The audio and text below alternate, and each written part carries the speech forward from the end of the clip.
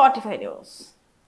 శ్రీశైలం దేవస్థానం trust board మెంబర్గా దేవకి వెంకటేశ్వర్లు గారు ఎన్నికైన సందర్భంగా శ్రీశైలం ఆర్యవైశ్య ప్రముఖులు సన్మానించడం జరిగింది. ఈ కార్యక్రమంలో పలువురు ఆర్యవైశ్య ప్రముఖులు పాల్గొన్నారు.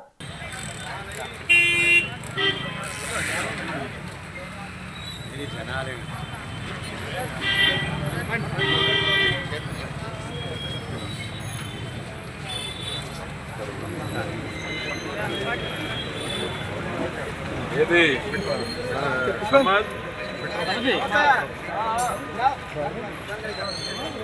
అనుకుంటే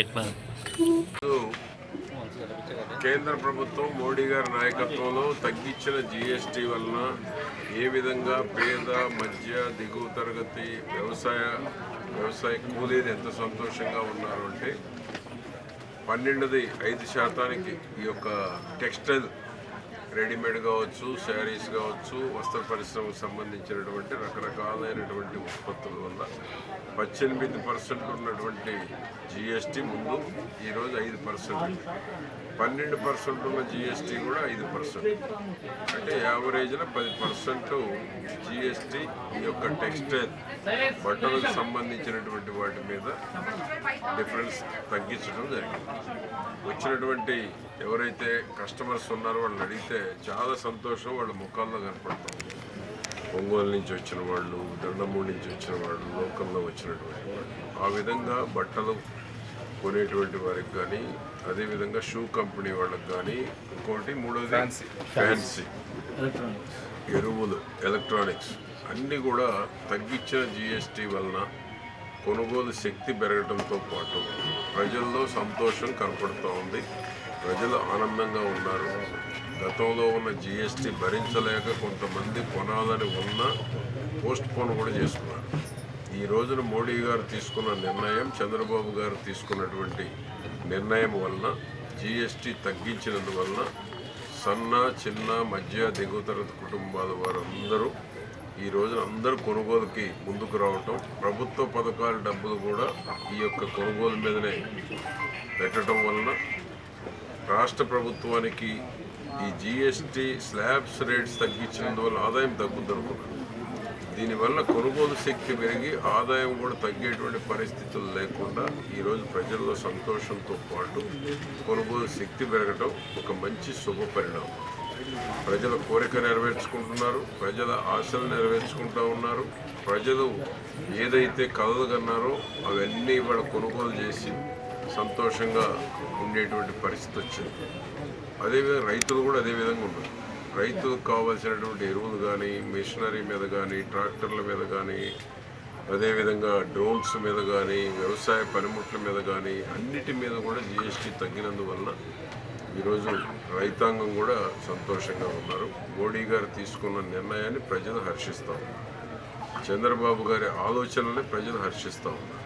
అందుకనే ఈరోజు జిఎస్టీ రేపు ప్రధానమంత్రి మోడీ గారు 16వ తేదీ కర్నూలులో రోడ్ షో చేసి ప్రజల్లో ఇంకా చైతన్యం తీసుకురావాలి. తగ్గించిన జిఎస్టీ ప్రజలకు మేలు జరగాలి, ప్రజల్లో ఒక అవేర్నెస్ రావాలి.